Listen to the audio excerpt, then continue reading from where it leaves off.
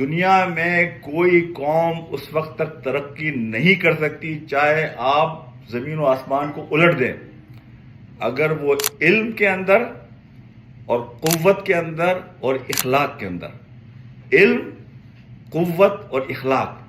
ان تینوں چیزوں میں ایکسل نہ کرے۔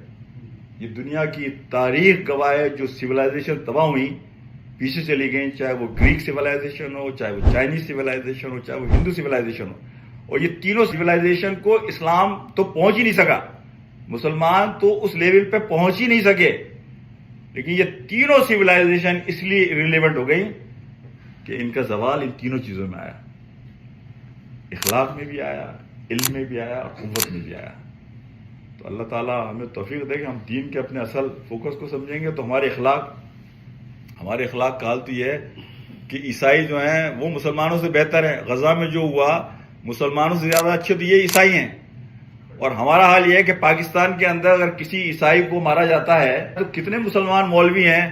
جو جا کے کھڑے ہو جاتے ہیں ان کے حق کے لیے کہ یار تم یہ ان کے ساتھ زیادتی نہیں کر سکتے، تم نے کیسے جلایا بے شمار لوگوں کو۔ سری لنکن کو مار دیا۔ کتنے لوگ مسلمان ہیں کہ جو کھڑے ہوتے ہیں کہ نہیں تم عیسائیوں کے ساتھ یہ نہیں کر سکتے۔ وہ ہمارے بزرگ کہنے لگے اب تو مسلمان اور انسان یہ دو تضاد چیزیں ہوتی جا رہی ہیں، یعنی مسلمان کو انسان کہنا جو ہے وہ اس کے ساتھ ایک بہت بڑا سوالیہ نشان بنتا جا رہا ہے۔ ہمارے اخلاق تو اب اتنے نیچے آ گئے ہیں